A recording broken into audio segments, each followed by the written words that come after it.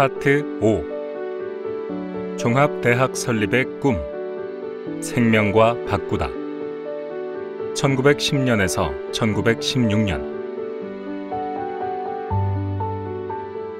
그리고 너희는 진리를 알게 될 것이며 진리가 너희를 자유롭게 할 것이다. 요한복음 8장 32절.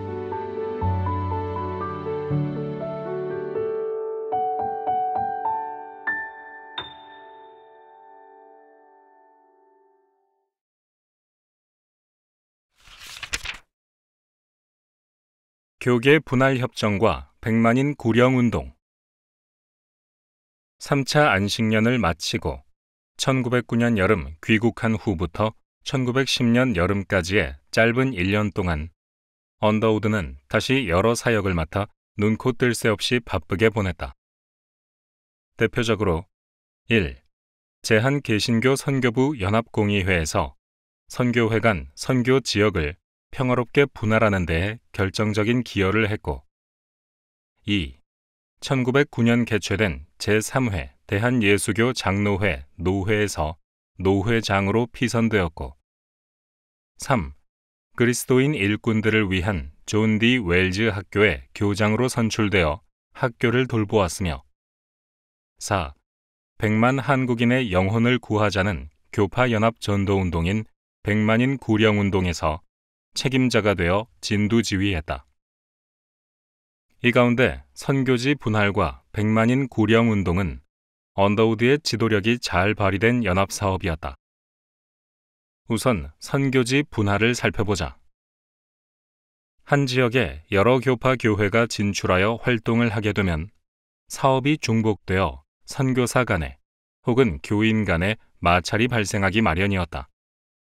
이러한 갈등과 마찰을 방지하고 더욱이 사업이 중첩되어 돈과 시간과 힘이 낭비되는 것을 막기 위해 선교회 간에 담당 구역을 나누자는 선교지 분할 협정이 맺어졌다. 이것은 비단 한국 선교사들만 유별나게 맺은 협정은 아니었고 중국, 인도 등의 여러 선교지에서 이미 실행되고 있었다. 이미 4개의 장로회 사이에 그리고 2개의 감리회 사이에는 일찍부터 이러한 협정이 체결되었는데 예를 들어 1893년 장로교 공의회에서 북장로회는 서울, 경기도, 황해도, 평안도, 낙동강 이북의 경상도에서 남장로회는 전라도, 충청도에서 호주 장로회는 낙동강 이남의 경상도를 관할하기로 했다. 뒤늦게 내한한 캐나다 장로회는 함경도를 맡았다. 감리회도 북감리회가 평양, 의주 등의 서북 지역과 원산 및 충청도 일대, 남감리회는 송도를 포함한 한강 이북 지역과 강원도를 맡았다. 선교회들은 대개 인구 5천 이상의 대도시 혹은 개항장은 공동 점유하되 그 이하의 소도시와 지방은 협의하여 구역을 정하는 것을 원칙으로 삼았다. 이처럼 1890년대부터 장로회와 감리회 안에서는 각기 상의하여 선교구역을 나누고 양보하고 있었으나 장로회와 감리회 사이에서는 아직 대화가 진행되지 않아 종종 마찰이 빚기도 했다. 1905년 6개의 교파가 연합하여 선교부 공의회를 조직한 이후 선교사들은 공의회 안에서 이 문제를 해결하고자 곧 논의를 시작했다. 1905년 우선 평안북도와 황해도를 두고 북장로회와 북감리회 간에 첫 합의가 이루어졌고 1907년에는 북감리회와 남감리회가 충청남도와 전라도에 대해 남감리회, 북장로회, 캐나다 장로회가 강원도와 원산에 대해 협의를 이루었다. 하지만 충청북도와 강원도에 대해서는 북장로회와 북감리회 간에 의견 일치가 이루어지지 않아 1909년까지도 협정을 맺지 못하고 있었다. 미국에서 돌아온 언더우드는 1909년 선교지 분할협의회에 평양의 그레이엄 리 선교사와 함께 북장로회 대표로 참석했는데 회의가 이틀이나 지속되었는데도 북장로회와 북감리회 사이의 의견차가 극명해 간극을 메우지 못하고 계속 평행선을 달렸다. 결국 감리회 선교사 중 한 명이 관망만 하고 있는 언더우드를 지목하여 어떤 묘수가 없는지 물었고, 그때 언더우드는 종이와 연필을 꺼내 자신이 오랫동안 생각한 공평한 분할 방법을 적어 내려갔다. 당시 협의회에 모인 장로회, 감리회 선교사들은 언더우드가 제시한 방안의 합리성을 받아들이면서 만장일치로 분할안을 통과시켰다. 이로써 1909년 선교부 공의회는 모든 지역의 최종 분할 협정을 마무리하면서 교파 간의 마찰이 발생할지 모른다는 걱정거리를 해결할 수 있게 되었다. 협정에 따라 선교회들은 순순히 자신들이 가지고 있던 해당 구역의 교회 재산과 교인들을 타 선교회에 양도하고 물러나는 미덕을 보였다. 다음으로 백만인 구령운동을 살펴보자. 백만인 구령운동이란 1909년부터 1910년 사이에 백만인을 그리스도에게라는 표 아래 시작된 전국적인 대규모 전도운동이었다. 송도의 남감리회 선교사들 사이에서 시작된 이 운동은 처음에는 1년 안에 5만 명의 새신자를 모으는 것을 목표로 했으나 목표가 곧 20만 명으로 상향 조정되었고, 또 이 운동이 선교부 연합공의회의 초교파적 사업으로 채택된 이후 목표는 100만 명이 되었다. 당시 각 선교회의 추산에 따르면 전국의 개신교인 수는 14만 명에서 20만 명이었다. 따라서 1년 안에 100만 명을 새롭게 전도하자는 목표는 교인 1인당 5명씩 전도해야 가능한 숫자였다. 다소 비현실적으로 높은 목표가 설정된 데에는 고종의 강제 퇴위 이후 절망감과 무력감에 빠진 한국인들에게 기독교 복음을 통해 새 희망과 힘을 불어넣고 싶은 선교사 및 교인들의 바람이 투영된 것이었다. 이때 마침 아시아를 순방하며 부흥회를 개최하고 있던 유명 미국인 설교가 체프먼 알렉산더 데이비스 일행을 한국으로 초대해 전국에서 부흥 사경회를 개최했다. 선교부는 단권 성경인 마가복음과 전도지를 대규모로 배포하는 방법을 사용했고, 교인들은 자신의 시간, 즉 날을 전도운동을 위해 하나님께 바친다는 날연보 운동을 펼쳐 6개월 넘게 전국에서 전도운동이 진행되었다. 전체 운동을 총괄하던 언더우드는 서울 지역 문서 배포도 담당했는데, 당시 전국에서 6개월간 총 70만 권의 마가복음이 배포되었다. 백만인 구령운동의 결과는 1907년 대부흥운동 때보다 한참 못 미쳐 교회가 드라마틱하게 증가하거나 하는 눈에 띄는 가시적 결과로는 이어지지 않았다. 하지만 전국의 다양한 교파 소속 기독교인들이 하나의 운동을 위해 결집하는 가운데 기독교인으로서의 자긍심과 공동체 의식을 더욱 공고히 하게 되었다.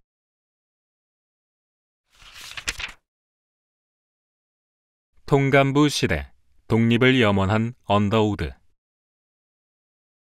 구한말, 국군이 쇠하던 시기, 고종은 을사늑약 직후인 1906년 4월 28일 언더우드와 에비슨에게 훈 4등 태극 훈장을 수여한 바 있다. 고종이 미국인들에게 보인 절박한 손짓으로 평가받기도 하는데, 비록 언더우드가 독립협회 해산 이후 정치계와 일정한 거리를 두었으나 한 국가의 쇠락을 누구보다 가까이에서 지켜본 그였기에 조선 왕실과 대한제국의 애잔한 마음을 갖지 않을 수 없었을 것이다.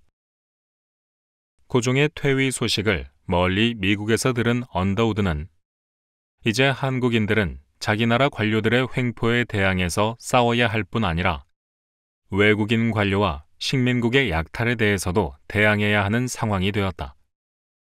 한국 땅에서 공평과 정의가 실현되는 것을 볼 수 있기를 바라는 마음이다 라고 하며 식민지화되어가는 한국의 상황을 안타까워했다. 언더우드가 미국에 있던 1908년 3월 조선 통감부 고문이자 대한제국의 외교 고문이었던 스티븐스가 샌프란시스코로 귀국했다가 유학생이자 개신교인이었던 장인환에 의해 피살되는 사건이 발생했다. 스티븐스가 일본의 한국 지배는 한국에 유익하다라고 한 말이 재미 한인들을 분노케 했기 때문이다.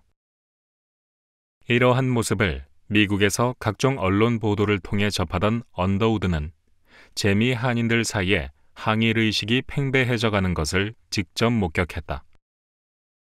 자신과 각별한 사이였던 헐버트 선교사가 고종의 특사로 헤이그 밀사를 수행했다가 통감부에 의해 추방되어 미국으로 돌아온 이후 언더우드는 헐버트를 자주 만나 한국의 상황을 들으면서 함께 울분을 삼키기도 했다. 이후 미국에 있는 일본 영사관은 재미 한인들의 동태를 감시하는 한편 친한파로 분류되는 헐버트와 언더우드 등 재미 한국 선교사들도 감시하여 그들의 일거수일투족을 본국으로 보고하기 시작했다. 이때 언더우드에 대한 감시 보고서는 현재 국사편찬위원회에서 수집한 주한일본 공사관 기록과 통감부 문서에 수록되어 있는데 그것을 살펴보면 언더우드가 미국에서 행한 연설 내용까지 상세하게 보고되고 있었던 것을 알 수 있다. 언더우드가 1909년 8월 한국으로 돌아오고 나서도 통감부는 언더우드를 요주의 인물로 보고 감시를 게을리하지 않았는데 다음의 문서는 1909년 9월 15일에 통감부에 보고된 헌병대 기밀보고로 언더우드의 동태에 대해 얼마나 자세하게 염탐하고 있었는지 알 수 있다. 제목: 미국 선교사 언더우드. 위 사람은 이달 10일 오후 10시 20분 남대문 도착. 열차로 평양에서 입경하여 남대문 밖 제중원을 방문하고 약 20분 후 서부 반석방 인해동의 자택으로 돌아갔다. 그의 내력과 도한 후의 행동에 관하여 내사하여 얻은 개요는 다음과 같다. 1. 그는 금년 7월 하순 평양에 와서 그 후 그곳에 체제하고 있었다고 한다. 2. 그는 약 20년 전 도한하여 오로지 포교에 종사한 자인데 1906년경 경성 청년회장에 취임한 일이 있었다고 한다. 당시 그는 한국인 농락의 한 수단으로 매우 배일적인 행동을 취했던 적이 있다고 한다. 그러므로 한국인은 오늘에도 그에 대해 평할 때 오히려 종교가라기보다는 정략가라고 말하는 자가 많다고 한다. 3. 그는 1907년 2월경 본국 교회 본부의 허가를 받아 1년 예정으로 귀국했는데 그때 본인 부재 중 일체 모든 정황을 통보할 것을 현 청년회 학감 김규식에게 기탁했다고 한다. 그리고 현재 언더우드는 청년회 상담역이라고 한다. 4. 청년회 학감 김규식은 어릴 때부터 언더우드에게 양육되어 약 7년 전 미국에서 귀국한 자이며 은고가 적지 않다고 한다. 언더우드가 이곳에 도착한 다음 날, 즉 11일부터 김규식으로 하여금 거의 자택에서 비서와 같은 일을 시키고 있었다고 한다. 5. 이곳에 도착한 이래 지난 12일 청년회 복음회에 참석한 외에는 남대문 밖 제중원을 때때로 방문하고 또 거의 연일 헐버트의 방문을 받고 있다고 한다. 이상. 그 다음 날인 9월 16일 언더우드는 YMCA에서 청년들을 대상으로 연설했는데 역시 헌병대가 연설의 요지를 아래와 같이 보고해 통감부의 비상한 주의를 끌었다. 언더우드의 행동. 하나. 어제 16일 정오 12시 제중병원으로 아내를 병문안하고 오후 4시 그 병원을 나와 종로 청년회관에 이르러 신도 80여 명이 회동한 석상에서 다음과 같은 전도 연설을 했습니다. 회고하면 4년 전 제가 미국으로 귀국할 때는 이 나라 우리 교도의 세력은 정말로 미미하였으므로 저는 귀국 후에도 이 나라의 포교 상황이 어떻게 되어갈 것인가를 우려했고 이번에 다시 돌아오기까지는 잠시도 이 일을 잊지 않았습니다. 바라건대 여러분은 한층 용기를 내어 우리 교회를 더욱더 성대하게 만들어 제가 믿고 사랑하는 곳인 한국으로 하여금 순연한 독립국이 되게 하는 것에 항상 유의하여 결코 한순간도 망각하지 않기를 희망합니다. 운운하였습니다. 이상의 연설은 청중에 대하여 비상한 감동을 준 것 같습니다. 그리고 그는 오후 5시 40분 동관을 나와 제중병원에 가서 동 7시 집에 돌아갔습니다. 하나, 당일의 내방자는 미국인 선교사 남자 2명, 여자 2명이었지만 성명 불상이므로 조사 중입니다. 하나, 그의 아내는 현재 병이 완쾌되었으므로 이미 보고한 바와 같이 불일 내 지방시차를 위해 먼저 제1착으로 대구 방면을 순회할 예정이라고 합니다. 위를 통보드립니다. 언더우드는 여기에서 잠식되어가는 한국의 미래를 근심하면서 식민지화를 막고 독립을 유지할 수 있는 방법으로서 기독교의 확산을 제시하고 있다. 기독교의 확산이 어떻게 독립으로 연결될 수 있을까?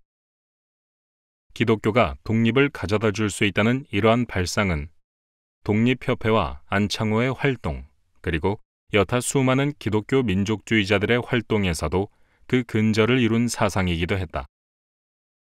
독립협회가 기관지인 독립신문을 통해 지속적으로 강조했던 것은 우리 한 사람 한 사람은 하늘에서 받은 권리를 가지고 있다는 천부인권설이었다. 나의 주인은 왕도 아니요, 양반도 아니요, 나 자신이며 그것은 바로 하나님이 주신 권리였다. 이것이 근대적 자아인식인데 이러한 각성이 중요한 이유는 모든 근대 시민운동의 시작이 바로 나의 주인이자 나라의 주인이며 역사의 주인이 바로 나라는 것을 자각하면서부터 출발하기 때문이다. 이러한 근대적 자아인식에 도달하지 못하면 그 이상의 어떠한 근대적 사유와 운동도 사실상 불가능하다. 하나님 앞에 단독자로서의 나를 깨닫게 한 종교개혁이 결국 프랑스 식민혁명으로 이어졌듯이 독립협회도 기독교의 천부인권설을 한국인에게 설득하는 것으로서 근대화를 촉발하려 했다. 안창호의 경우에도 기독교에 입각하여 사람들이 근대적 자아인식을 해나가는 것이 대업의 첫걸음이라고 생각했다. 안창호는 자각한 개인들을 새로운 사람이라는 의미의 신민으로 불렀는데 개인이 자각을 하면 그런 사람들이 모여 단체를 결성하게 되고 그런 단체들이 모여 결국 국권이 회복될 것이라고 보았다. 안창호는 1894년에서 1897년 언더우드 학당을 다니며 기독교로 개종했고 이후로도 언더우드 및 김규식과 친밀한 교분을 이어나간 것은 잘 알려진 바인데 안창호의 신민 사상은 언더우드가 YMCA의 청년들에게 비상한 감동을 준 그 연설의 내용과 일맥상통한다. 언더우드도 기독교의 신앙이란 나에 대해, 정의와 사랑에 대해, 그리고 이웃에 대해 인식하고 실천하는 종교였다. 따라서 독립을 유지하기 위해서도 그러한 신앙을 바탕으로 각성한 사람들이 더 많아져야 했다. 이렇게 통간부 시기, 언더우드는 기독교 신앙을 통해 한국이 독립을 회복할 수 있기를 염원했다.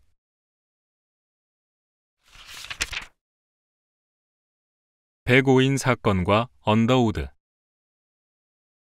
1910년 8월 29일 한국은 일제에 의해 국권을 침탈당하고 강제 병합되었다. 그러한 가운데 일제는 항일 비밀결사 조직을 소탕하기 위해 여러 무리수를 두기도 했는데 식민지 시기 초기인 1911년에 발생한 데라우치 총독 모살 미수 사건이 바로 그 대표적인 사례였다. 조선 총독부는 평안도 지역 기독교 지도자들을 중심으로 비밀 결사가 조직되어 있다는 첩보를 입수하고 그 조직을 일망타진하기 위해 사건을 날조하여 무려 700여 명을 체포하고 갖은 고문으로 거짓 자백을 받아내 그중 123명을 기소하고 105명에게 유죄 판결을 내린 사건을 벌였다. 유죄를 받은 사람의 수를 붙여 105인 사건이라고도 부른다. 일본이 일망타진하려 했던 기독교계 비밀결사 조직이란 안창호가 서북지역 기독교인들을 중심으로 조직한 신민회였다. 기독교 민족주의자들의 본거지였다. 조선 총독부에 의해 날조된 이 사건의 시나리오에 따르면 총독이 압록강 철도 개통식에 참석하기를 기다렸다가 암살하려 했다는 것인데, 이 시나리오에는 24명의 선교사도 포함되어 있었다. 그중 단순 방조가 아니라 암살을 직접 사주하거나 독려하는 등의 적극적 공동정범으로 엮으려 한 선교사가 몇 명 있었는데, 그중 한 명이 바로 언더우드였다. 1913년에 105인 사건 공판심할서에 따르면 언더우드는 기독교 서적 판매업자인 이춘섭을 서울로 불러들여 데라우치 백작이 지금 막 서울을 떠나려 하고 있으며 11월 27일에는 평양에 도착할 것이다 라는 정보를 주고, 이에 맞춰 총독 암살을 준비하라는 메시지를 윤치호에게 전달하라고 했다는 것이다. 물론 재판에서 피고인 이춘섭은 이러한 검사의 질문에 대해 고문에 의해 허위 자백한 것으로서 모두 거짓말이라고 답했다.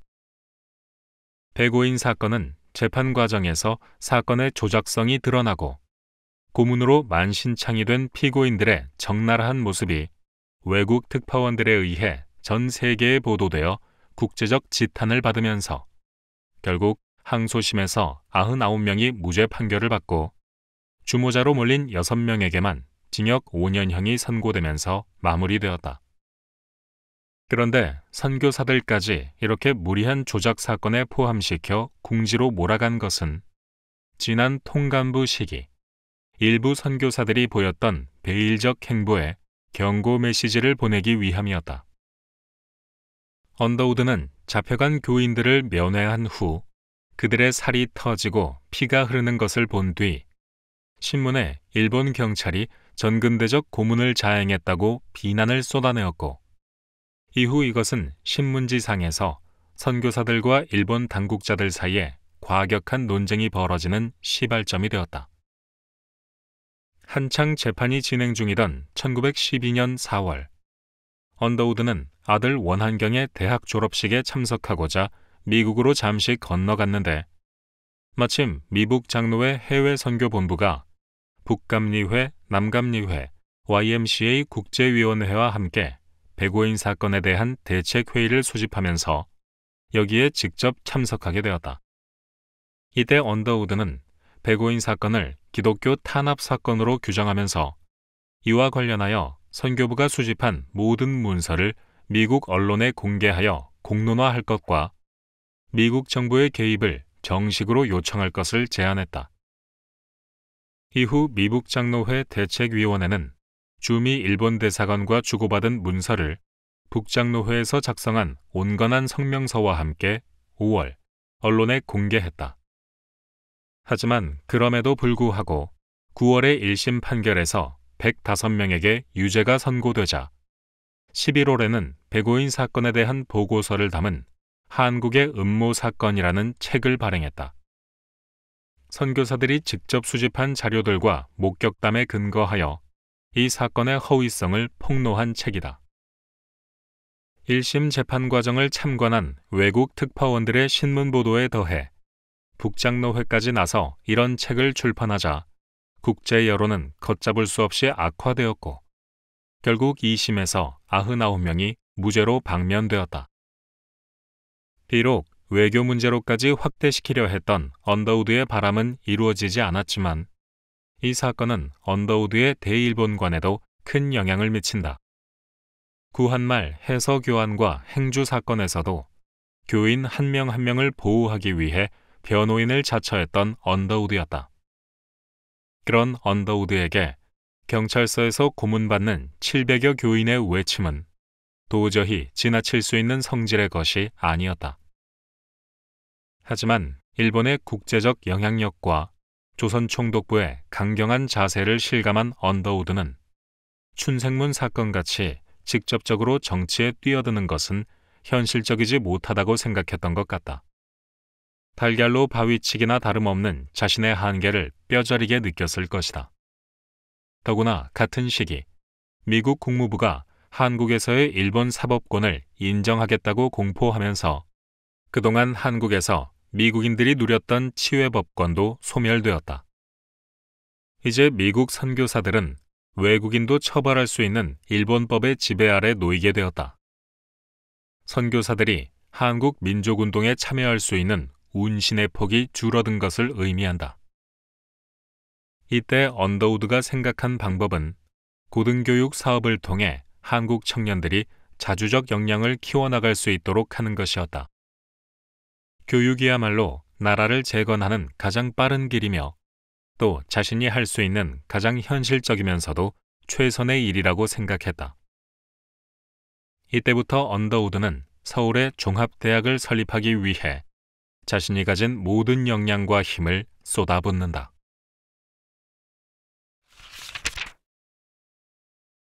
서울 기독교 연합대학 건립을 위한 모금.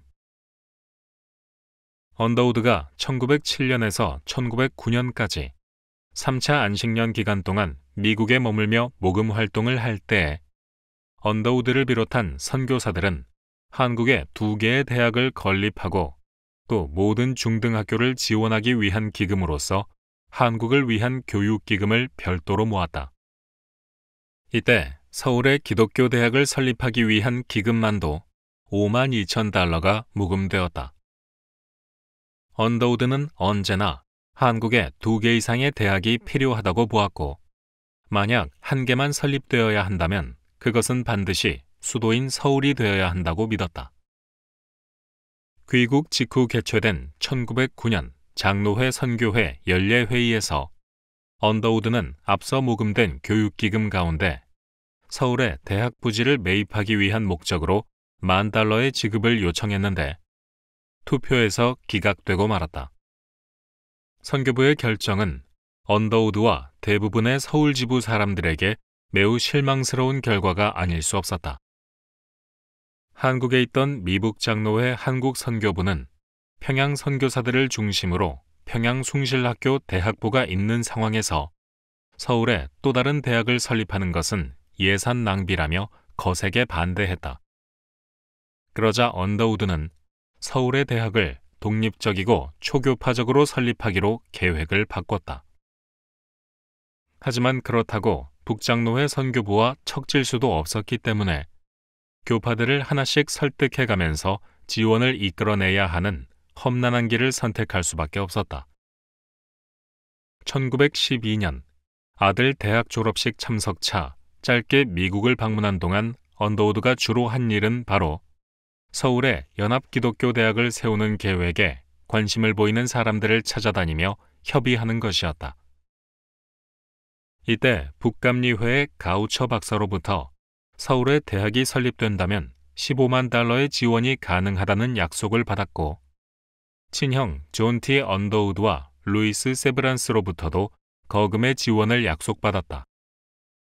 그리고 개별적인 독지가들로부터 수만 달러의 약정을 받아냈다.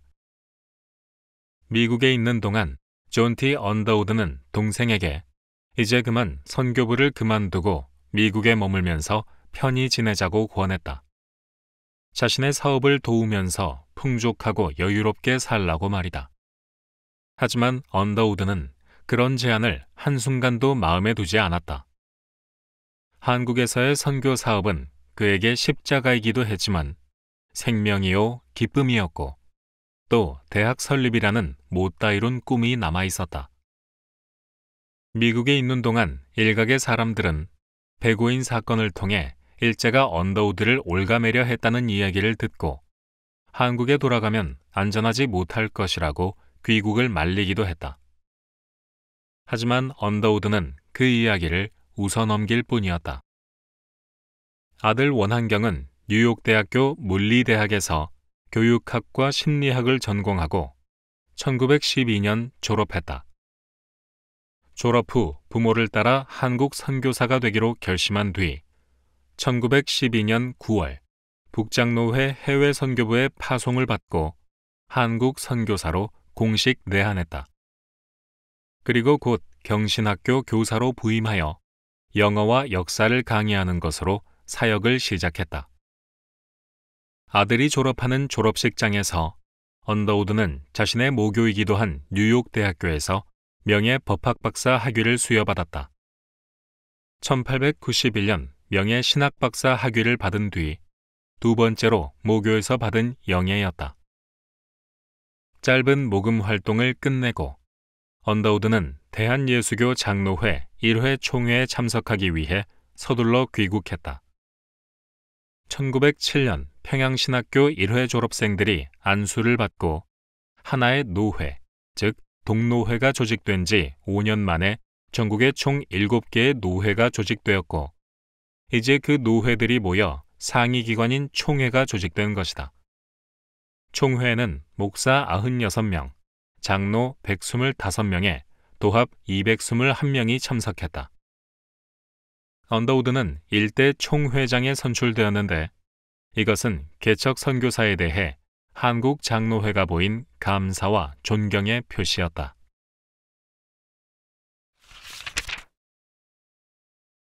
세계 교회와의 연결, 세계 선교대회, 주일 학교대회, 그리고 YMCA.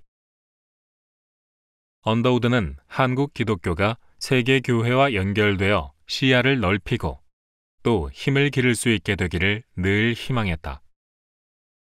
한국 기독교에 세계 교회라고 하는 기댈 수 있는 언덕이 있다면 일본이 한국 기독교를 탄압하고자 제2, 제3의 배고인 사건을 획책하더라도 세계 교회와 연대하며 이겨낼 수 있지 않을까 생각했기 때문이다. 더욱이 1910년 6월 영국의 에든버러에서 세계 선교대회가 개최된 후 세계 교회는 서구 국가의 선교사들뿐 아니라 전 세계의 토착 기독교인들이 함께 대화하고 연대해야 한다는 사상이 싹트기 시작했다. 당시 에든버러 대회에는 선교지 출신 기독교인들도 다수 참석하여 연설했는데 그중 중국의 청찡이와 한국의 윤치호의 연설이 큰 주목을 받아 선교사와 현지인의 연합 그리고 전 세계 기독교인들의 연합이 중요한 테마이자 앞으로 일구어 나가야 할 운동 방향으로 정해졌다.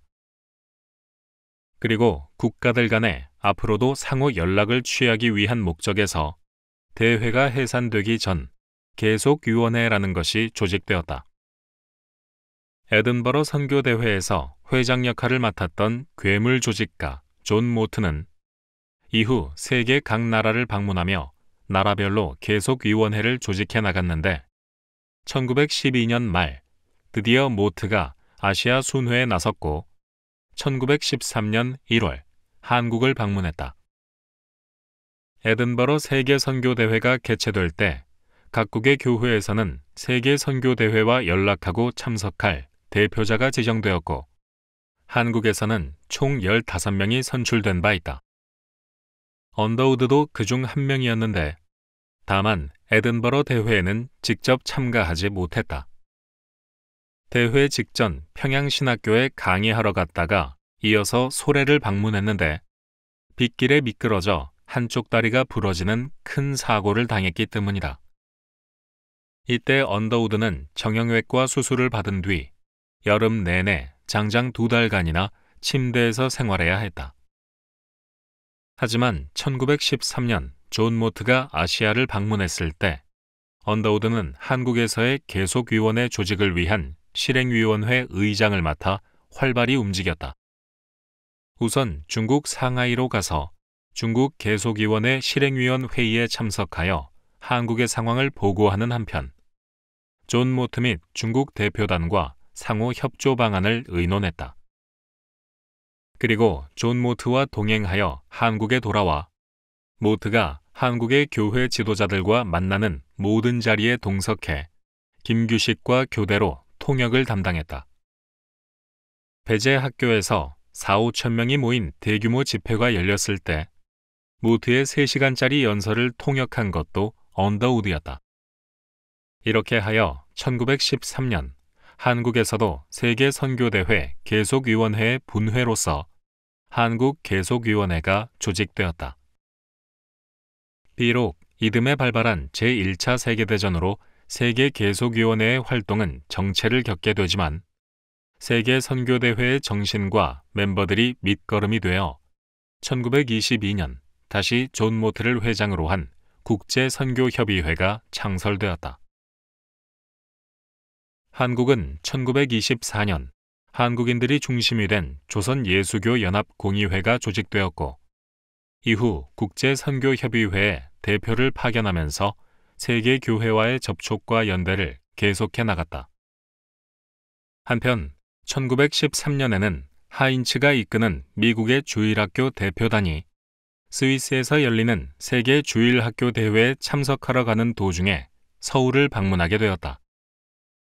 서울 지역의 주일학교들은 이 기회를 빌려 주일학교 대회를 개최하기로 결정하여 언더우드가 회장을, 본위크가 의전 담당을 맡았다. 따뜻한 4월 19일의 일이었다. 언더우드는 당국과 협의해 궁궐의 넓은 뜰을 빌렸고 총 14,000여 명이 모인 가운데 주일학교 대회를 성대히 개최했다. 그중 3분의 1은 아동이었는데 아이들은 화려한 거리 행진을 거쳐 궁궐에 입장했다. 한국 기독교인과 선교사, 미국에서 온 대표단이 차례로 연설을 했고 주일학교 아이들이 아름다운 찬송을 불렀다. 이 행사를 통해 아이들은 기독교라는 종교를 통해 나라와 인종, 계급을 초월한 교제와 연대가 가능한 것을 직접 보게 되었고 이후 한국주일학교연합은 세계주일학교 대회와 연대해 나갈 수 있는 발판을 갖게 되었다. 같은 시기 YMCA도 조직상 큰 변화를 겪지 않을 수 없었다. 한국 YMCA인 황성기독교청년회는 본래 중국, 홍콩, 한국 YMCA 전체위원회의 산하에 조직되어 있었다. 그런데 한일 합병 이후인 1911년부터 한국 YMCA가 일본 YMCA 연맹에 가입해야 한다는 주장이 제기되었고 YMCA 국제위원회 총무였던 존 모트는 1911년부터 이 문제 해결을 위해 회의를 소집한 바 있었다.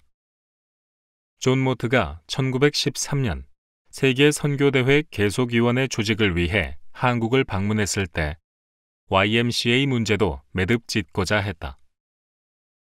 당시 일제는 한국 YMCA의 부총무였던 친일인사 김린을 통해 한국 YMCA를 일본 YMCA의 지부로 통합시켜 통제하려는 계획을 도모하고 있었다.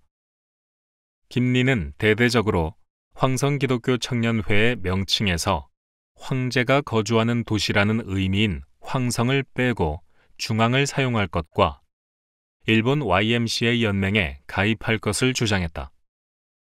그때 김리는 유신회라는 사조직을 만들어 YMCA 이사회의 때 의결 정족수를 늘려 자신에게 유리한 투표 결과를 얻으려 하는 등 여러 계책을 꾸몄지만 이를 막기 위해 YMCA 측에서 마지막 순간 회의 장소를 변경해 진짜 정회원들만 입장할 수 있도록 하며 김린의 시도를 막아냈다. 이때 회의의 의장을 맡은 이가 언더우드였다. 그러한 모습을 지켜본 존 모트는 1913년 4월 이상재, 남궁억, 신흥우, 언더우드, 에비슨을 한국 YMCA 대표로 일본에 파견하여 일본 YMCA와 직접 회담을 열었다. 존 모트 본인이 의장을 맡아 회의를 진행했다. 며칠에 걸친 끝에 4월 12일 양측이 합의서에 서명함으로써 한일 간 YMCA 문제가 일단락되었다. 이때 황성기독교청년회는 조선기독교청년회가 되었고 일본 YMCA 연맹에 가입하는 데 합의했다. 하지만 합의서에서 조선 YMCA 연합회와 지역 YMCA는 조선의 회원들이 직접 뽑은 15인 위원회가 3년마다 여는 대회에서 의사결정이 이루어지는, 다시 말해 철저한 자치가 이루어질 수 있도록 규정했다. 그리고 이러한 협의는 조선 YMCA의 동의 없이 절대 파기될 수 없다는 사항도 명기했다. 또한 일본 YMCA와 더불어 미국 YMCA 세계 학생 청년회와도 관계를 맺는 것이 추가 사항으로 허가되었다. 결국 한국의 YMCA는 일본 YMCA 연맹 산하로 합병되었지만 영구적 자치권을 보장받는 것으로 합의를 맺은 것이다. 당시 조선 총독부는 정치 집단화가 될 가능성이 큰 한국 YMCA를 억압하기 위해 이미 여러 공작을 펼치고 있었기 때문에 조직을 유지하기 위한 유일한 방법은 사실 일본 YMCA 연맹에 가입하는 것뿐이었다. 하지만 이 과정에서 언더우드와 이상재 등의 대표위원 5명은 영구적 자치권을 보장받는 가장 현실적이면서도 방어적인 선택을 했다. 이로써 언더우드는 한국 YMCA가 와해되는 것을 막고 일본 YMCA 연맹 안에 위치하더라도 자치권을 가지며 또 미국 YMCA와의 관계를 통해 세계 YMCA와 계속 소통해 나갈 수 있는 토대를 마련했다.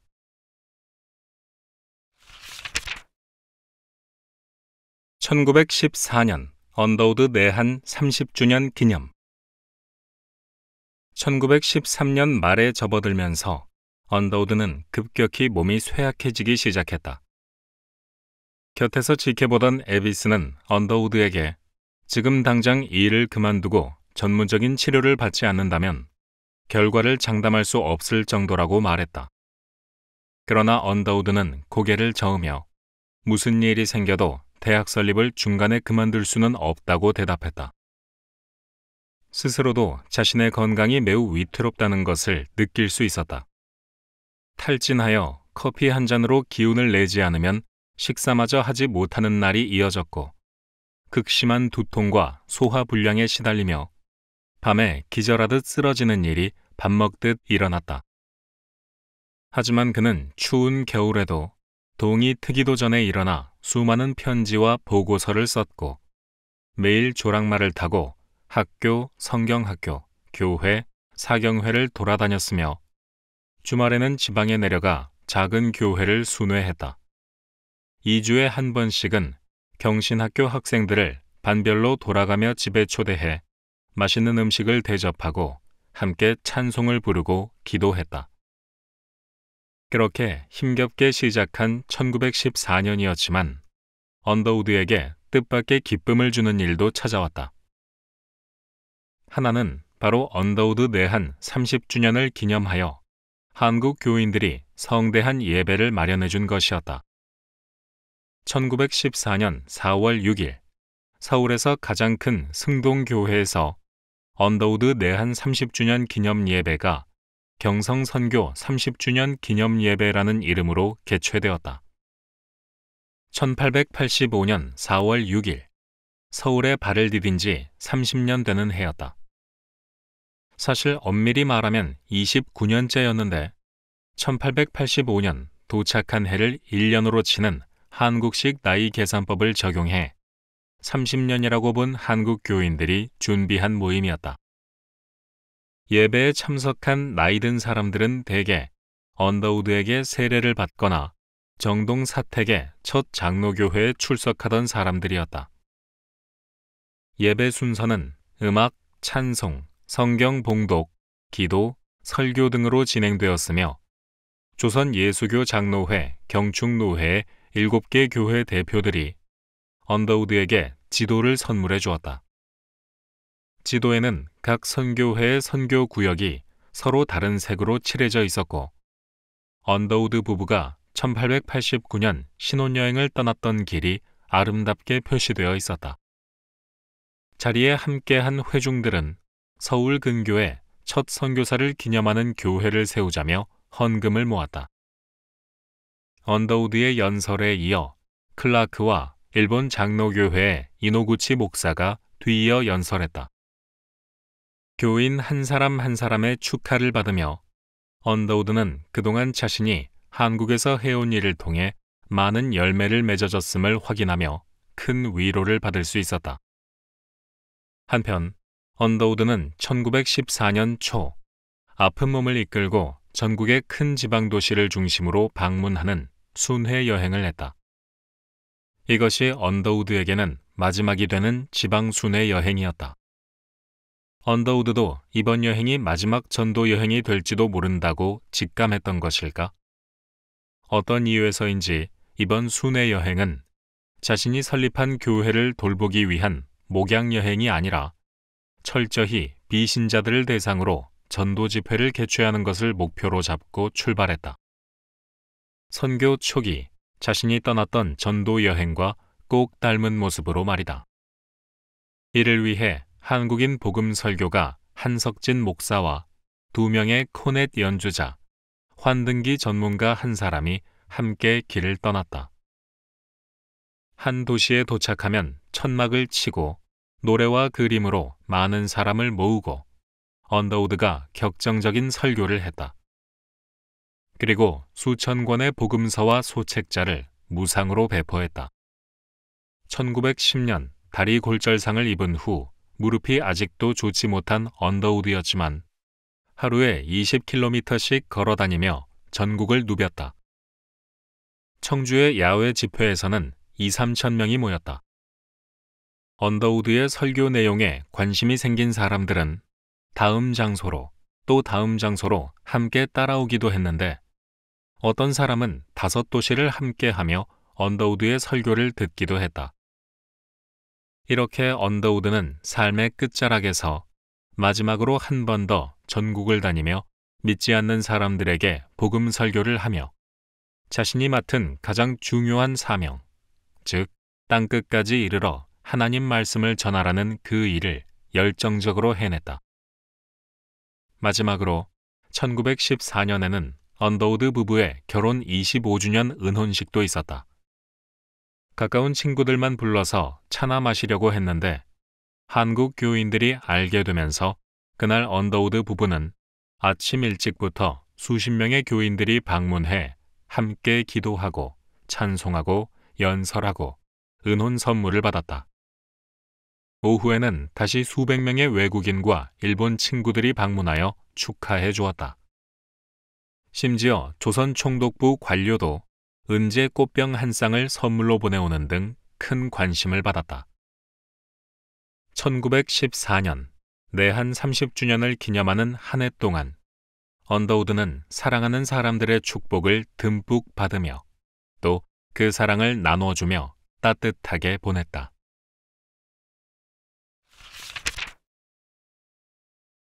조선 총독부의 개정 사립학교 규칙. 일본 제국주의 시기 국가의 통치 이념은 천황제 이데올로기였다. 일본의 전통 종교인 신도란 이 세상에 수만 개의 신이 있다고 믿는 종교이다. 중국의 도교나 한국의 샤머니즘과 유사하다고 볼 수 있다. 신도에서는 그러한 신들 사이에 서열이 존재한다고 보는데 천황제 이데올로기는 그 많은 신의 가장 꼭대기에 천황을 올려놓은 것이다. 다시 말해 천황은 현인 신으로서 신성하여 불가침한 존재이며 국민은 그러한 현인 신에게 받은 큰 은혜에 감사한 마음으로 보답해 나가지 않으면 안 된다고 주장하는 것이 천황제 이데올로기의 요체다. 이러한 이데올로기를 국민에게 주입하는 가장 주요한 경로가 바로 어려서부터의 교육이었다. 일제시기 아이들은 학교에 가면 천황이 있는 동쪽을 향해 배례하는 것으로 하루를 시작했고 또한 수신과 교련 과목을 통해 천황에게 충성하는 법을 배웠다. 일본 내에서도 이러한 천황제 이데올로기에 정면으로 충돌한 것은 다름 아닌 기독교였다. 유일신을 믿는 기독교와 천황을 현인 신으로 만들어 놓은 국가 신도라는 틀에서 나라를 운영하려는 천황제 이데올로기는 충돌을 빚을 수밖에 없는 운명이었다. 결국 1891년 교육 치거 봉독식 때 당시 도쿄의 제1고등중학교 교사였던 기독교 사상가 우치무라 간조가 치거에 최고의 예를 보이는 배례를 하지 않고 감히 가볍게 목례만 했다는 소위 불경 사건이 터진 이후 일본 내에서도 기독교인은 비국민이라는 전국민적 지탄을 받게 되었던 역사가 있다. 이후 일본 정부는 일본 기독교에 당근과 채찍을 적절히 주어가며 끈질기게 타협을 유도했는데 한국을 식민지화한 이후에도 역시 기독교가 천황제 이데올로기에 가장 정면으로 부딪힐 것을 잘 알고 있던 총독부는 무리하게 백오인 사건이라는 초유의 기독교 탄압 사건을 일으키기도 했던 것이다. 한국에서도 천황제 이데올로기를 작동시켜야 하는 조선 총독부에게 한국의 미션계 학교는 큰 골칫덩어리가 아닐 수 없었다. 일찍부터 근대화가 진행되어 공립학교 제도가 잘 갖추어져 있던 일본과 달리 한국에서는 미션계 학교가 개항 이후 근대 교육을 선도해왔기 때문에 그 수도 많고 영향력도 대단했다. 그런 미션계 학교에서 천황을 신성시하는 교육 과정을 수행하기 위해서는 세밀한 공작이 불가결했다.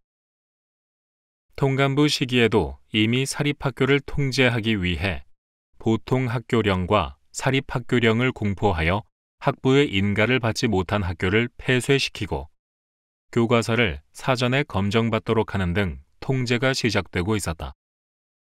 하지만 이때만 해도 선교사가 경영하는 기독교 학교는 당국의 통제 밖에 있을 수 있도록 허용되었다.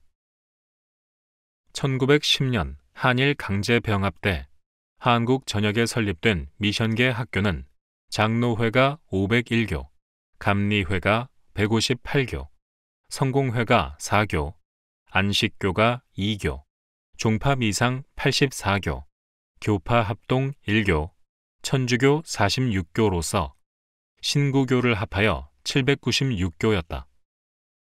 당시 전국적으로 비종교계 사립학교는 1402개교, 종교계 사립학교는 801개교였는데 종교계 학교 중 불교계인 5개 학교를 제외하고는 모두 기독교계 학교였고 개신교 학교만 총 750교였다. 전국의 사립학교 중 3분의 1이 기독교계였던 것인데 비종교계 사립학교 가운데에서도 기독교계 민족주의자들이 설립한 학교가 다수였던 것을 감안하면 사실 사립학교의 절반 이상이 기독교와 관계된 학교였다. 공립학교가 미미한 상황을 감안한다면 기독교가 근대 교육에 미치고 있던 상황이 얼마나 컸는가 가히 짐작이 되고도 남는다. 당시 기독교인의 수는 아직 인구의 1%에도 채 미치지 못하고 있던 상황이었다. 그 중에서도 선교사들이 세운 미션계 학교는 일제의 감시망에서 벗어나 있었으므로 이제 총독부는 어떤 식으로든 학교를 통제할 수 있는 장치를 마련하여야 했다. 그 결과 1911년 8월과 10월 조선교육령과 사립학교 규칙이 각각 제정되어 공포되었다. 교육에서 최상위법이었던 조선교육령은 교육의 목적이 일본의 교육 치거에 제시된 천황제 이데올로기에 부합한 충량한 국민 육성에 있다고 명시했고 사립학교의 설치와 폐지를 총독의 허가 사항으로 그리고 교과과정, 교사 자격, 교과서도 총독이 정하도록 하여 사립학교에 대한 감시와 통제 근거를 마련했다. 사립학교 규칙은 좀 더 구체적으로 마련된 새 칙으로서 특히 재정에 관한 기준을 높여 민족계 사립학교에 큰 어려움을 안겼다. 또한 안녕 질서나 풍속을 해친 경우라는 모호한 기준으로 폐교를 명할 수 있게 하여 총독이 사립학교 설립과 운영 전반에 강력한 통제력을 가질 수 있게 했다. 1910년 당국의 인가를 받은 사립학교가 2250개교였으나 사립학교 규칙 제정 후인 1912년에는 1317개교로 급감한 것을 보면 이 두 가지 법이 얼마나 큰 영향을 미쳤는지 알 수 있다. 이렇게 새로운 교육령과 규칙이 제정되자 1911년 6월 선교사들은 총독부에서 내려오는 교육 관련 공문 및 새롭게 반포되는 규칙을 번역하여 각 지역 교육 선교사들에게 배포하고 또한 정부의 교육 정책에 공동으로 대응하기 위한 목적에서 6개 선교회의 연맹체로서 조선기독교 교육연맹과 교육연맹 정보국을 설립했다. 이때 언더우드가 회장으로 선출되었고 감리회의 빌링스가 총무가 되었다. 언더우드의 사무실은 이후 전국의 선교 지부로부터 몰려드는 온갖 종류의 교육 관련 문의, 청원, 요청을 다루기 위해 비서까지 한 명 둬야 할 정도였다. 이후 총독부는 1915년 한 걸음 더 나아가 개정된 사립학교 규칙과 전문학교 규칙을 새로 공포했는데 여기서는 수업을 일본어로 하는 조항, 그리고 종교교육과 종교의식을 금지하는 조항이 추가되었다. 개신교계 사립학교를 정조준한 조항들이었다. 이미 설립한 기독교 학교도 성경 수업이나 체프를 정규 수업의 일부로 유지하면 인가가 취소되었다. 개정 사립학교 규칙에서 특히 일본어에 통달한 자로서 교원 자격을 제한하는 조항을 넣은 것은 선교사들을 교육 현장에서 배제시키고자 하는 의도가 반영된 것이었다. 기독교와 선교사의 존재 자체가 결국 천황제 이데올로기를 주입시키는 데에 방해가 되기 때문이었다. 언더우드는 통감부 시절인 1908년 사립학교령이 공포되었을 때는 이것이 기독교 교육을 방해하는 정책이라고 분명한 반대를 표명했고 한국인을 무시하고 우민화하는 정책이라고 신랄하게 비판했다. 하지만 대학 설립을 눈앞에 두고 공포된 개정 사립학교 규칙은 언더우드에게 구분응선을 넘었더니 다시 높은 절벽으로 가로막힌 것처럼 커다란 난관이 되었다. 하지만 통감부 시절만큼 대놓고 비판하는 모습을 보이지 않았는데 그것은 대학 설립을 실현시키기 위해 조선 총독부와 척져서는 안 된다는 현실적 판단이 있었기 때문인 것으로 보인다.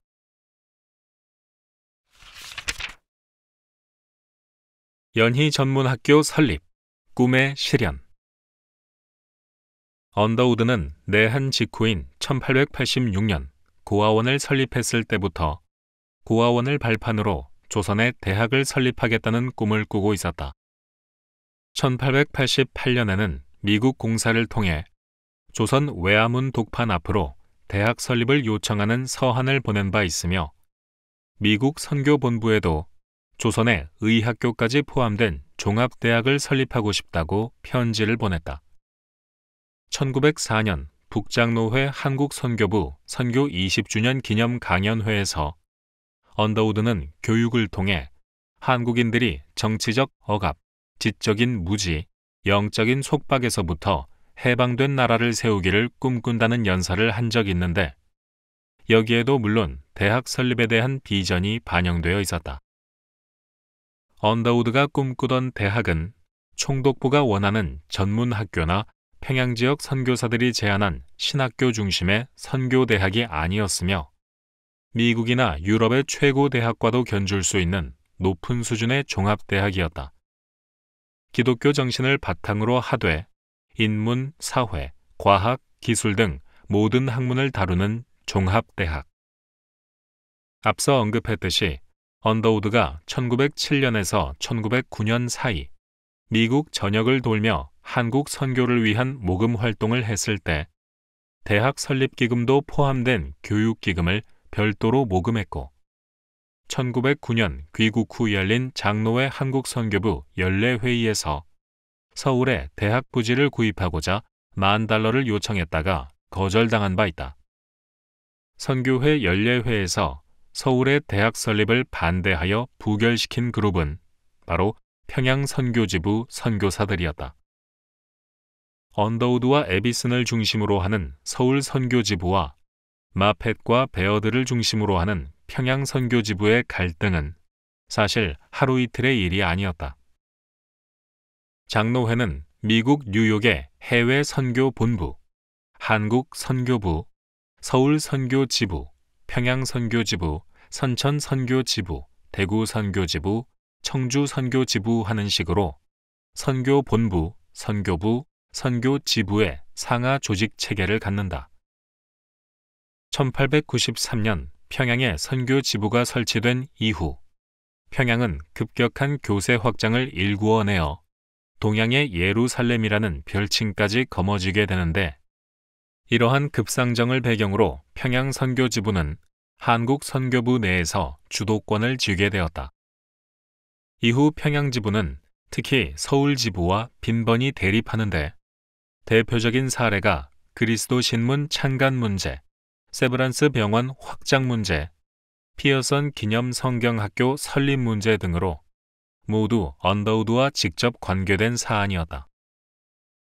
1909년 한국 선교부 연례회에서 서울 지부가 요청한 대학 설립을 위한 $10,000 지급이 부결되고, 또 한 해 후인 1910년 연례회에서 한국 선교부가 서울의 대학 설립 자체를 추진하지 않기로 못 박는 결정을 내리면서 이러한 대립은 걷잡을 수 없이 번져나갔고, 1910년대에 들어서는 극단적 감정 싸움으로까지 확대되었다. 언더우드는 평양과 서울 두 곳에 대학이 필요하다고 보았던 반면, 평양 선교사들은 신학교가 있는 평양 한 곳이면 충분하다는 입장이었다. 또한 평양 선교사들은 대학의 수준이 신학을 중심으로 하여 교회 지도자를 양성할 수 있는 선교대학이면 충분하다고 보고 있었던 데 반해, 언더우드는 일반 학문을 통해 사회적 지도자를 길러낼 수 있는 종합대학을 꿈꾸었다. 언더우드가 서울에 대학을 설립하고자 한 이유는 명확했다. 수도이며 철도의 중심지이며 정치, 경제, 문화, 교육의 중심지이며 북장로회, 북감리회, 남감리회, 성공회, 구세군 등 여러 선교부의 본부가 있는 곳이며 세브란스 의과대학이 있는 곳이며 인구가 가장 많은 곳이 서울이었다. 뉴욕 대학교 출신인 언더우드는 특히 근대 사회에서 대도시의 중요성을 명확히 인지하고 있는 사람이었다. 편리성과 윤택한 주변 문화가 젊은이들을 끌어당길 것이고, 그렇다면 비기독교인들에게도 매력적인 대학이 될 수 있다. 처음부터 국립대학이나 여타 사립대학과의 경쟁을 염두에 둔 언더우드였기에 최고가 되기 위해서는 서울에 있어야만 한다고 생각했다. 그리고 어느 대학보다 우수한 커리큘럼과 교수진, 캠퍼스 등을 구축하려면 장기간 예산과 인력을 안정적으로 확보하기 위해 여러 교파가 연합한 기독교 연합대학이어야 한다고 보았다. 평양 선교사들이 수적인 우세를 힘입어 투표와 다수결로 서울의 대학 설립을 공공연히 반대했지만, 언더우드와 에비스는 포기하지 않고 미국 선교본부에 지속적으로 편지를 보내 서울의 기독교 연합대학을 꼭 설립해야 한다고 설득했다. 처음에는 북장로회 해외선교본부의 총무 브라운 박사도 평양 측의 의견에 동조하여 한국같이 작은 나라에 대학은 하나면 충분하다는 입장이었지만, 수년에 걸친 언더우드와 에비슨의 설득을 받으며 점차 두 대학론으로 기울기 시작했고, 결국 감리회와 함께 대학 설립의 건을 심의할 공동위원회를 뉴욕에 설치하며 여러 교파의 의견을 교합했다. 한편 평양과 서울의 대립이 점차 감정 싸움으로 번지자 몇몇 선교사들은 이 문제를 일전에 조직한 기독교 교육연맹 안에 교육평의회를 설치하여 논의해보자며 중재했다. 하지만 거기에서도 문제가 해결될 기미가 보이지 않자 결국 뉴욕의 공동위원회에 결정을 일임하면서 한국의 선교사들도 공동위원회의 결정에 전적으로 따르기로 합의했다. 1914년 2월, 공동위원회는 그간에 논의된 모든 사항을 다시 하나하나 면밀히 검토하는 회의를 열었다. 당시 북감리회의 선교본부와 선교사들은 언더우드의 서울 설립론을 강력히 지지했는데, 연합사업의 형태로 대학 설립과 운영을 진행하고자 하던 북장로회는 감리회의 주장을 결코 무시할 수 없었다. 선교지에서의 연합사업 증대는 1910년 에든버러 선교대회 이후 전 세계 교회에 강한 신념이 되고 있었다. 또한 미국에서는 장로회보다 감리회의 교세가 더 컸기 때문에 장기적인 차원의 지원과 운영이라는 관점에서 봤을 때도 감리회의 주장에 따르는 것이 유리하다는 판단이었다. 1914년 2월 4일 공동위원회는 서울과 평양을 놓고 표결에 붙였고 만장일치로 서울이 연합기독교대학 설립지로 최종 선정되었다. 뉴욕 공동위원회 표결 결과 소식을 들은 언더우드는 기쁜 마음을 주체할 수 없었다. 그토록 꿈꾸던 대학 설립이 바짝 눈앞에 다가온 것이다. 언더우드는 곧 남감리회의 하디, 북감리회의 노블과 벙커, 북장로회의 에비슨 쿤즈와 함께 비공식 모임을 갖고 신입생과 2학년 학생을 선발하여 1914년 4월부터 당장 대학 업무를 시작하기로 결정했다. 하지만 평양 선교지부는 공동위원회가 애시당초 한국 대학 설립건을 결정할 아무런 권한이 없다며 공동위원회의 결정에 불복했고 다시 교육평의회를 열어 서울의 대학 설립을 반대하는 입장을 공포하는 등 여러 방해가 이어져 대학 설립은 1년이나 지연되었다. 결국 언더우드 등 서울 선교사들은 미국 북장로회 해외선교본부에 연합기독교대학 설립건은 한국 선교부가 아닌 서울 선교지부에서 직접 관할할 수 있도록 요청하면서 본부와 직접 소통하며 대학 설립을 진행해 나갔다. 공동위원회로부터 부지 구입을 위임받은 언더우드는 북감리회 노블, 남감리회 크렘, 그리고 자신 등 3명으로 구성된 부지선정위원회를 구성한 뒤 총독부와 국유지 중 한 곳을 매입하는 안을 협의했다. 1911년에 총독부가 처음 제시한 132만 제곱미터에서 165만 제곱미터의 부지는 평양지부와 싸우는 사이에 다른 용도로 변경되어 안타깝게도 사용이 불가능하게 되었다. 1914년 총독부는 다시 2-3곳의 후보지를 추천했고 그중 경기도 고양군 연희면의 산지가 후보지가 되어 협상에 나갔다. 양측의 입장이 원만히 조정되어 1915년부터 계약이 진행되었다. 모든 매입 절차는 언더우드 사후인 1917년 9월 완료되었는데 약 66만 제곱미터를 1차로 구입했고 이후에도 주변 부지를 매입하여 총 86만 244제곱미터에 달하는 넓은 학교 부지가 마련되었다. 부지 매입 비용은 일전에 언더우드가 형을 비롯한 여러 독지가에게서 모금한 5만 2천 달러가 우선 사용되었다. 캠퍼스 조성은 당시 뉴욕에서 최고의 실력자로 명성을 날리던 건축가 헨리 머피가 맡았다. 그는 당시 베이징의 연합기독교대학인 옌칭대학교의 몇몇 건물 설계를 맡아 중국을 방문 중이었는데 서울에 초대되어 학교 부지를 둘러보고 건물들을 설계했다. 이렇게 서울의 연합기독대학 설립을 향한 준비가 착착 진행되어 개교가 바로 코앞에 다가왔을 때 앞서 말했듯이 조선 총독부가 1915년 3월 24일자로 개정 사립학교 규칙을 공포하여 종교교육을 금지함으로써 기독교 학교로서의 대학 설립에 다시 한번 큰 위기가 찾아왔다. 만약 기독대학에서 기독교 교육을 할 수 없게 되었다는 사실이 미국에 알려지면 기부자들이 기부금을 철회할 수도 있었다. 이번 위기에서 언더우드를 도운 것은 일본의 기독교인들이었다. 우선 조선 총독부의 내무부 국장 겸 종교부 국장인 기독교인 우사미는 경신학교가 1912년에 이미 대학부 설립 인가를 받아놓은 것을 상기시키며 기존 인가서를 우선 가져다 시작하면 새 규칙 적용에 있어서 10년의 유예를 받을 수 있다고 알렸다. 그리고 언더우드는 1915년 일본 고텐바에서 개최된 일본 기독교 교육자 학술 대회에 참석해 일본 기독교계 대학인 메이지 가쿠인 대학, 릿쿄 대학, 도시샤 대학의 총장들을 만나 이 문제를 의논했는데 그중 도시샤 대학의 하라다 총장이 대학 안에 신학과를 설립하면 정규 교과 과정에 성경 과목을 넣는 것이 가능하다는 아이디어를 제공했다.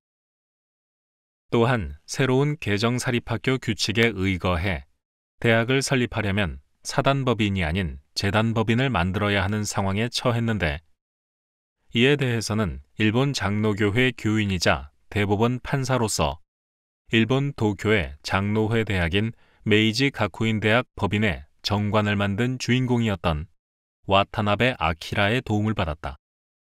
와타나베는 연희전문학교 재단이사회의 이사로 선임된 뒤 연희전문 정관에 이 대학이 기독교 정신에 기초한 기독교 기관이며 학장과 교수는 반드시 건전한 기독교 신앙인이어야 한다는 사항을 조항에 집어넣었다.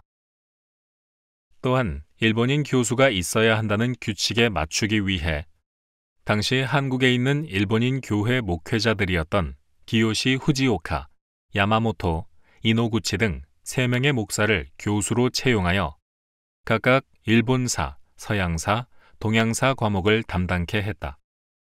또한 감리교 협성신학교에서 일본어 교수로 재직 중인 기독교인 니이야마 진타로를 일본어 교수로 확보했다.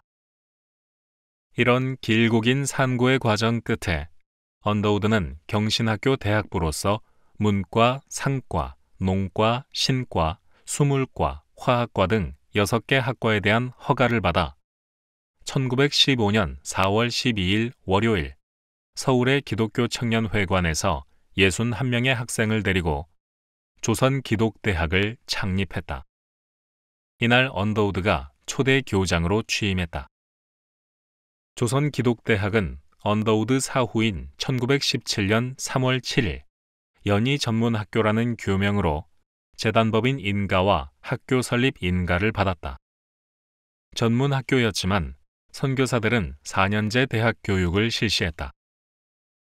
이것이 식민지 시기에 연희전문학교로서 해방 뒤 연희대학교로 교명이 바뀐 뒤 1957년 세브란스 의과대학과 하나 되어 연세대학교로 거듭나는 초교파 기독교계 대학의 첫걸음이었다.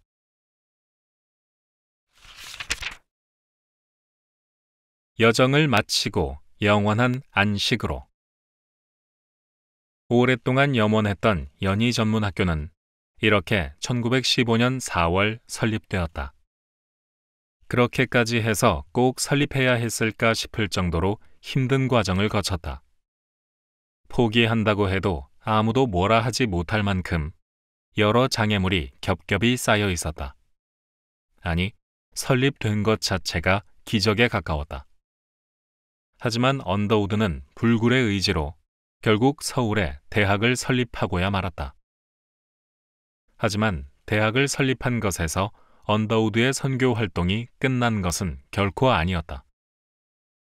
연희전문학교 교장으로서 언더우드는 직접 학교에서 심리학, 철학, 윤리학을 강의했고 동시에 피어선 기념 성경학교에서도 성경 강의를 했다.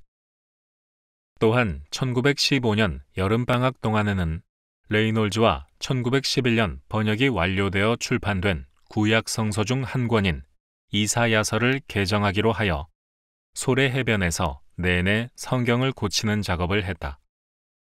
또한 9월에서 10월에는 한국 최초의 산업박람회에서 조선기독교서회가 3주간 도서 홍보 및 전도 활동을 할 때에 서회 회장으로서 언더우드는 홍보 활동을 진두지휘하며 본인이 1911년에 번역 출판한 하나님과 하나님의 창조하신 우주를 4,000권 특별 인쇄하여 무료로 배포했다.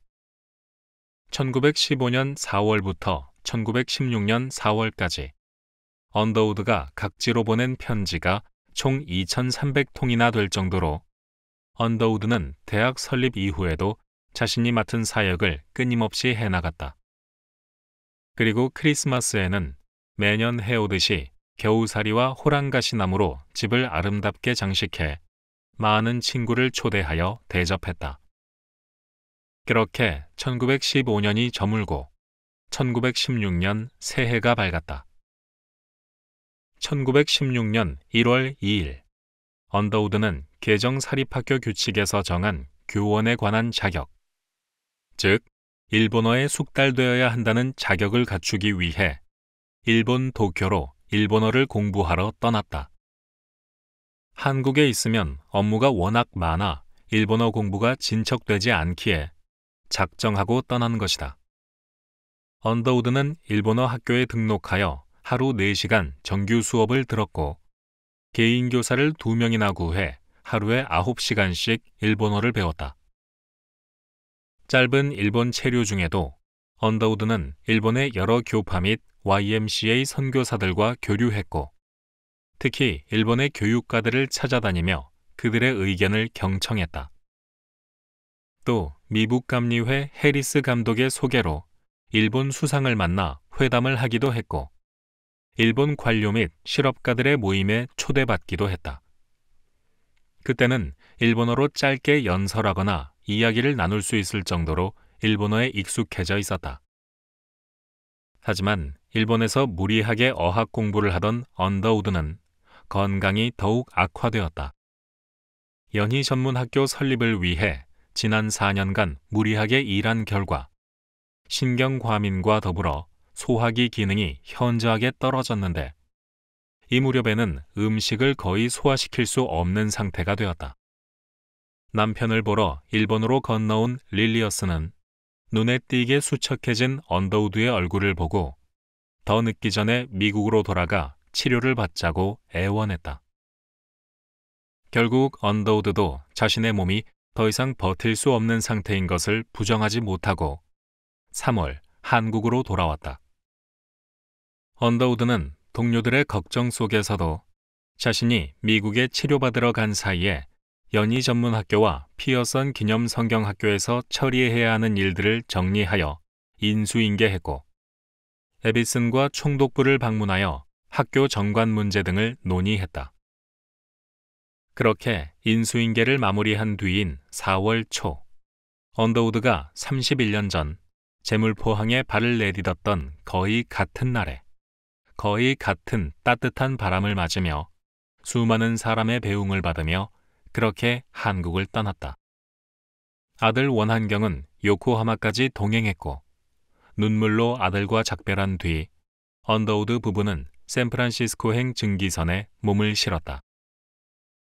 언더우드가 1916년 4월 한국을 떠날 때 맡고 있던 직함에는 다음과 같은 것들이 있었다. 연희 전문학교 교장, 조선기독교 청년회 회장 겸 15인 위원회 위원장, 조선예수교사회 실행위원회 위원장, 대영성서공회 실행위원회 위원장, 왕립아시아학회 회원, 서울전도대회 담당위원회 위원장, 성경개혁자회 회장, 장로회 선교부 실행위원회, 교육위원회, 재정위원회 위원, 세브란스 관리이사회 이사, 서울연합초등학교위원회 회원, 제한개신교 선교부 연합공의회 법인체 위원, 세문안교회 목사, 36개 미조직 교회 담당자, 서울선교지부 초등교육 사역 감독. 매사추세츠 버크셔 산지 언덕 꼭대기에 위치한 누이집에 도착한 언더우드는 처음에는 병이 나아지는 듯 했으나 7월 여름의 뜨거운 열기와 함께 언더우드의 병은 급속히 악화되었다. 평소 72kg이었던 몸무게는 47kg으로 떨어졌다. 결국 의사의 충고에 따라 9월 애틀랜틱 시로 이사하여 요양치료를 받았으나 언더우드의 몸은 돌이키기에 이미 너무 늦은 상태였다. 언더우드는 침대 머리맡에 항상 남대문 집 사진을 놓고 한참을 들여다보곤 했다. 어느 날 릴리어스는 기력이 쇠하여 숨쉬는 것조차 버거워하는 언더우드가 침대에 누워 거친 숨소리와 함께 가만히 내뱉는 말을 들을 수 있었다. 그 정도 여행이라면 나도 할 수 있어. 할 수 있어. 갑자기 어디로 여행을 간다는 건지 의아해진 릴리어스가 언더우드에게 물었다. 여보, 어디로 가고 싶어요? 한국으로요? 그러자 언더우드는 만면에 희색을 띠며 고개를 끄덕였다. 한국 여행을 꿈꾸던 언더우드는 바로 그 다음 날인 1916년 10월 12일, 그렇게 그리던 한국으로 돌아가지 못한 채 57세의 나이로 이 땅에서의 사역을 모두 마치고 하나님 나라로 돌아갔다.